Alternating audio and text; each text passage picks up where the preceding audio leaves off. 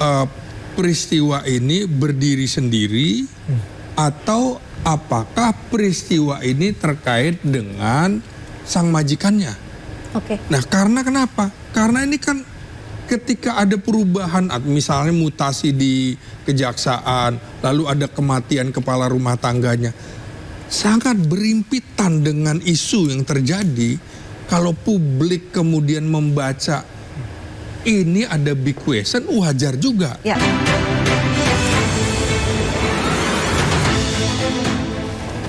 Kembali di arena politik di tengah badai proses hukum yang berjalan, kubu mantan Jampitsus Febri Adriansyah melontarkan perlawanan naratif. Pihaknya mengklaim penahanan dan proses hukum Febri Adriansyah syarat kriminalisasi.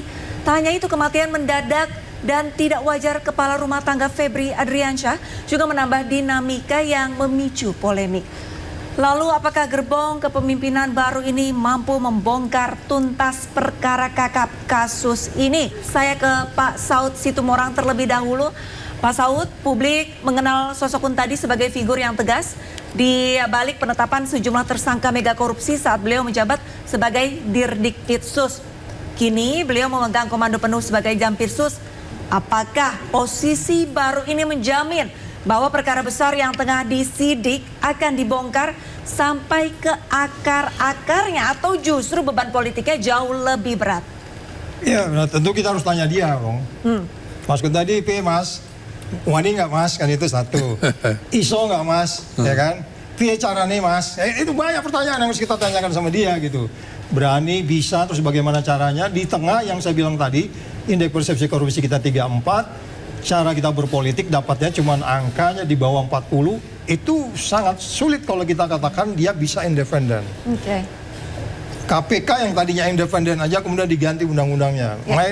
Mainstream kita sekarang, environment kita sekarang ini, posisinya itu sangat menyulitkan kita untuk mengatakan bahwa seseorang datang di jabatannya itu, jangan lupa mereka disumpah, kan harapannya dia datang dengan Tuhannya kan. Ya.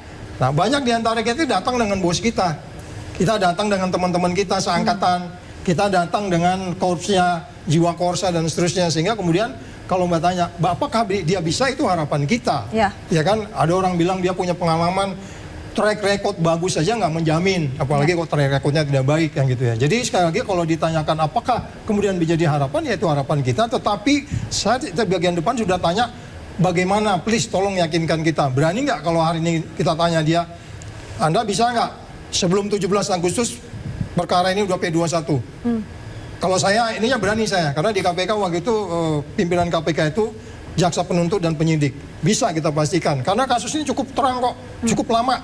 Cukup lama kasusnya. Kalau katakan mau dipisahkan 3 itu, mainkan 1 dulu dan seterusnya. Yang paling penting adalah mampu nggak dia mengembalikan situasi yang sekarang kepercayaan seperti ini. Jangan lupa kepercayaan terhadap Presiden Prabowo sangat jatuh sekarang di bawah angka 40, ya kan? Itu tanggung jawab kita semua. Karena dia bekerja untuk kepala negara, untuk negeri ini yang tiap hari bicara anti korupsi, tiap hari bicara ke Antartika. Terus pertanyaannya, bagaimana ke Antartikanya? Sampai sana masuk angin terus pulang, kan kita nggak tahu gitu. Nah ini kita tunggu aja, kira-kira gitu Mbak. Oke, baik, terima kasih Pak Saud. Saya lempar ke Bu Rita. Kami dari Komisi Kejaksaan menganggap ini menjadi satu hal yang penting ya.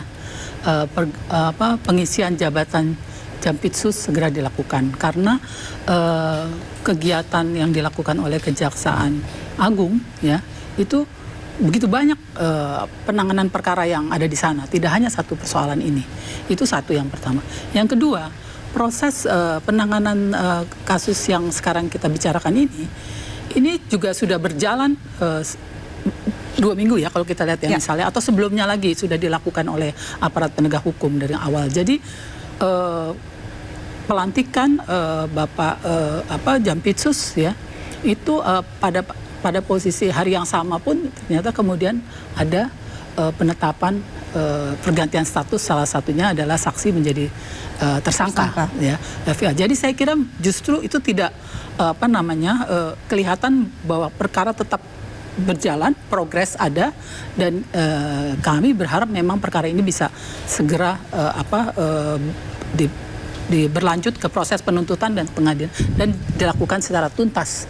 Jadi saya kira ini menjadi salah satu yang penting karena Bapak Presiden yang kemudian segera mengeluarkan surat kepresnya untuk kemudian mengisi jabatan-jabatan yang kosong, itu menjadi satu hal yang penting ya. Jadi saya kira harapan besar sekali bahwa proses penanganan perkara ini bisa lebih cepat dan saya kira memang kasusnya besar sekali ya dan kemudian juga pekerjaan yang dilakukan oleh tim 9 yang dibentuk di Kejaksaan Agung dan dipimpin langsung oleh Bapak Rudi sebagai Jamwas gitu ya, saya kira dia tetap berjalan dan kemudian kita lihat perkembangannya.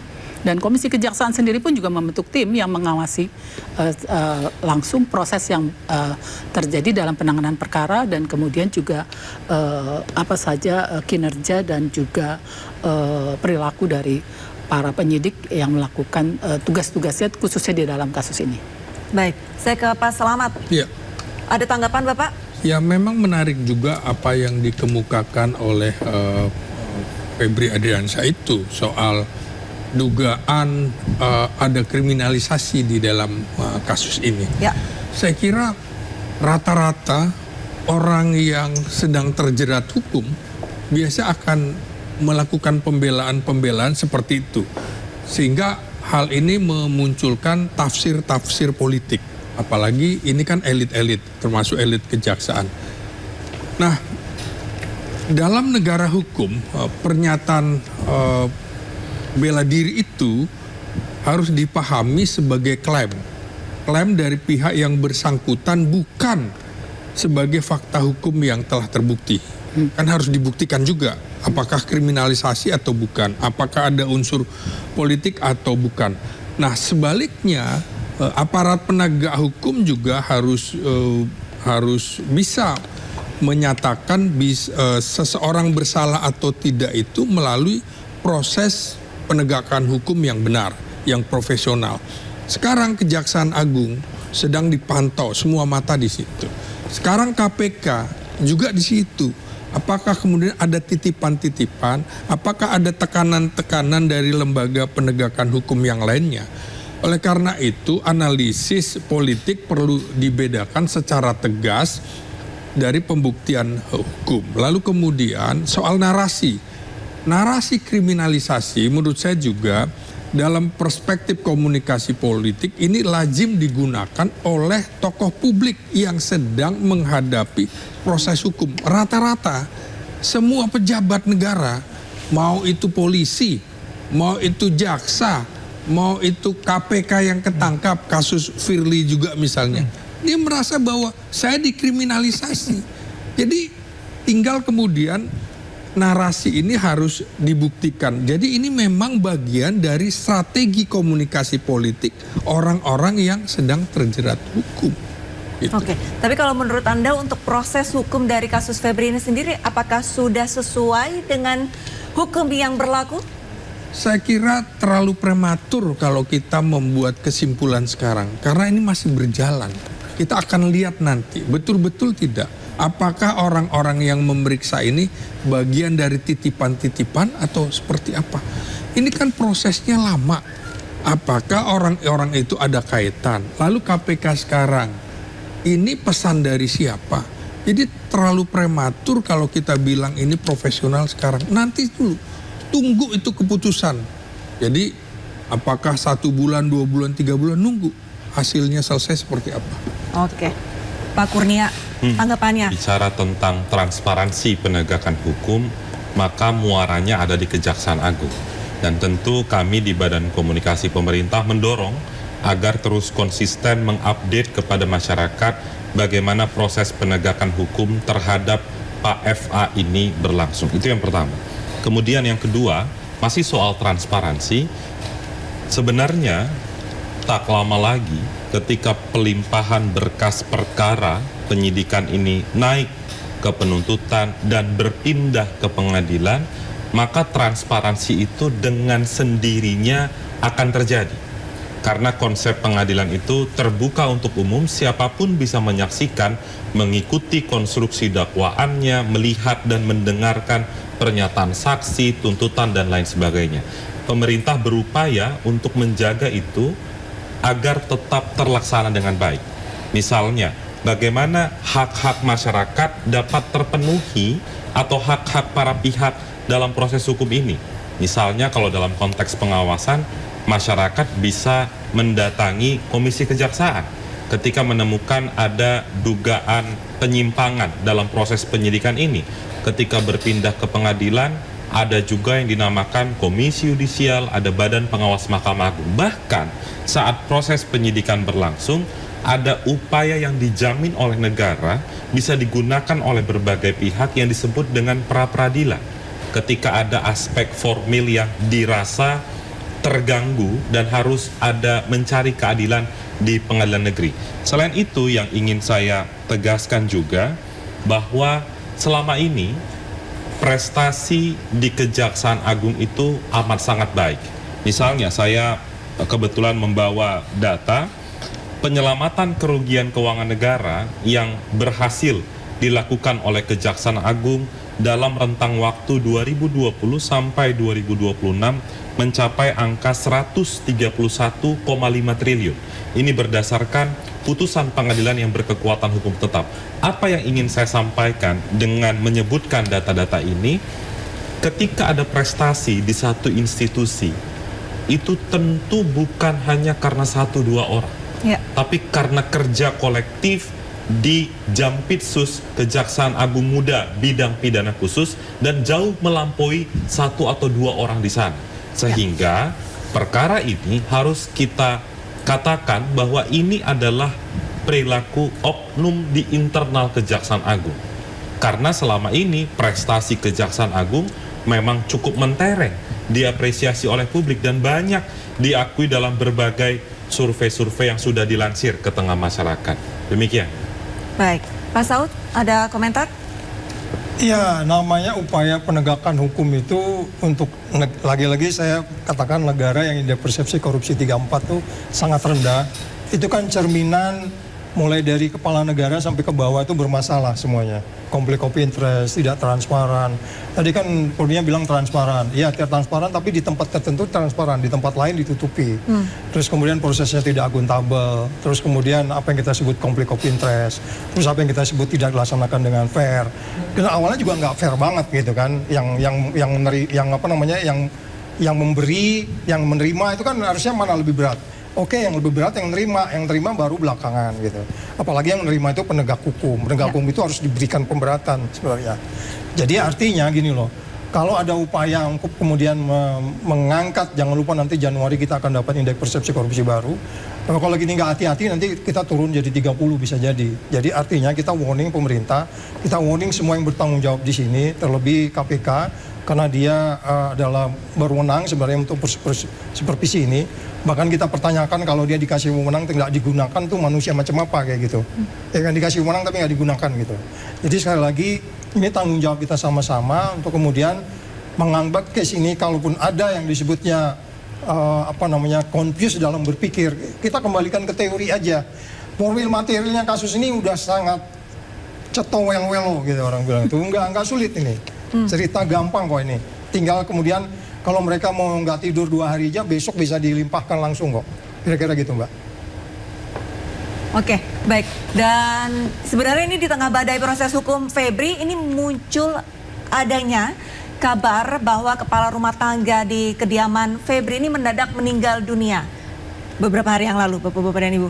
Tanggapannya Pak Slamet untuk membaca kasus ini kira-kira seperti apa? Karena banyak sekali yang menghubungkan kematian dari Karungga Febri dengan kasus ini. Nah, saya melihatnya dari perspektif komunikasi politik ya. Dari perspektif komunikasi politik, maka di era digital ini pertarungan tidak hanya berlangsung di ruang penyelidikan, di ruang penyidikan, ruang pengadilan, tetapi juga di ruang publik. Maka narasi-narasi ini tentu saja menjadi liar. Apakah ini pembunuhan? Apakah ini kematian yang wajar? Kan gitu.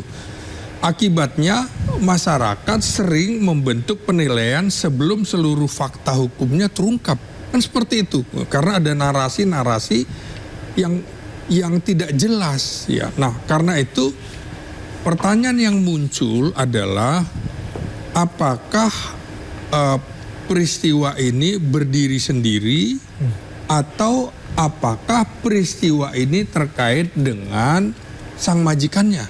Oke. Nah, karena kenapa? Karena ini kan ketika ada perubahan, misalnya mutasi di kejaksaan, lalu ada kematian kepala rumah tangganya, sangat berimpitan dengan isu yang terjadi. Kalau publik kemudian membaca ini ada big question, wajar juga. Ya. Tapi menurut saya ini harus segera diumumkan oleh kejaksaan dan juga oleh bagian kesehatan. Ini wajar atau tidak supaya tidak menimbulkan spekulasi-spekulasi politik begitu. Oke, tapi kalau menurut Anda ini apakah ini benar merupakan sinyal perang terbuka antar faksi di internal kekuasaan kalau menurut Anda? Menurut saya terlalu jauh kalau Terlalu seperti itu. Sebelum ada pernyataan resmi. Oke. Nah, ini kan kalau kemarin ada penjelasan bahwa ini memang sebelumnya sakit-sakitan. Sudah lama juga nggak ketemu dengan tersangka. Posisi dia menjaga rumahnya yang mana. Jadi ini menurut saya sekarang mengapa ada narasi-narasi seperti itu? Karena memang kasus ini ada dimensi politiknya, sehingga orang juga cenderung membaca ini bukan perkara dimensi hukum. Oke. Maka ini juga masuk dimensi kriminalisasi. Oke. Ada kasus kriminal yang kemungkinan terjadi. Saya belum bisa menyimpulkan karena saya bukan ahli di bidang itu. Oke, Bu Rita, dari sudut pandang Bu Rita, bahwa penegakan hukum ini adalah sebuah bentuk kriminalisasi. Belum lagi ada informasi karungganya Febri ditemukan meninggal dunia dalam kondisi tidak wajar. Iya, yang pertama kami pun juga dari Komisi Kejaksaan berprihatin ya dengan persoalan ini dan turut berduka. Kemudian juga kami berharap bahwa ini menjadi perhatian dan kemudian bisa dilakukan pemeriksaan oleh aparat penegak hukum yang berwenang dalam hal ini, karena Komisi Kejaksaan tentunya tidak bisa langsung masuk di dalam ikut dalam melakukan pemeriksaan dan lain-lain. Tapi intinya untuk persoalan ini memang menjadi perhatian dan kita apresiasi jadi perhatian publik semua ya untuk mendengar sejauh mana ada keterkaitannya, karena seperti yang tadi dikatakan bahwa kemudian narasi-narasi yang dibangun bisa cukup beragam ya karena hal ini. Sementara kembali lagi ini juga kerja-kerja aparat penegak hukum juga menjadi perhatian semua pihak, karena ini terkait dengan orang yang ada di lingkungan dari penegak hukum dari kejaksaan ini. Sementara diharapkan peran dari penegak hukum dalam hal ini kejaksaan, terutama tim penyidik yang sedang bekerja, ya, ini menjadi satu hal yang bisa lebih cepat lagi terjadi percepatan sesuai tuntutan, karena sebenarnya kan dalam persoalan ini baru masuk ke dalam peran beberapa pihak ya, pemeriksaan saksi yang cukup banyak dan kemudian ada 2 tersangka yang kemudian saat ini baru sampai tahapan, tapi untuk persoalan yang cukup besar ya. Saya kira kita sangat berharap bahwa hasil kerja-kerja dari proses penanganan yang dilakukan oleh tim 9 ini bisa kemudian sedikit demi sedikit memberikan jalan terang gitu ya. Sejauh mana pihak yang kemudian sekarang ini menjadi hal-hal yang diharapkan kemudian bisa muncul ya dalam perkara ini sebelum perkaranya dilimpahkan ke pengadilan. Kalau cepat di dalam proses penyidikan saja tapi penuntutannya untuk 2 tersangka, saya kira hal ini akan tetap menjadi pengamatan semua pihak ya, pertanyaan kritis, saya kira demikian. Baik. Dan pemirsa, semakin panas diskusi kita. Selanjutnya kita akan menguji ketegasan para narasumber melalui pertanyaan-pertanyaan cepat tanpa kompromi serta membaca proyeksi politik hukum Indonesia dalam 30 hari ke depan. Tetaplah di Arena Politik.